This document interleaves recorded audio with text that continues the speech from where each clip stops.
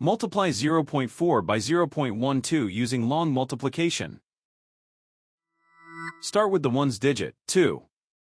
2 times 4 is 8. The first partial product is 8. Now use the tens digit, 1. Start one place to the left. 1 times 4 is 4.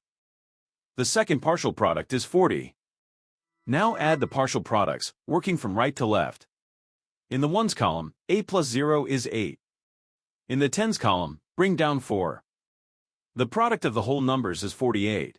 Count the highlighted digits after each decimal point. The factors have 3 decimal places altogether, so the product needs 3 decimal places. Place the decimal point 3 places from the right. 48 becomes 0.048. So 0.4 times 0.12 is 0.048.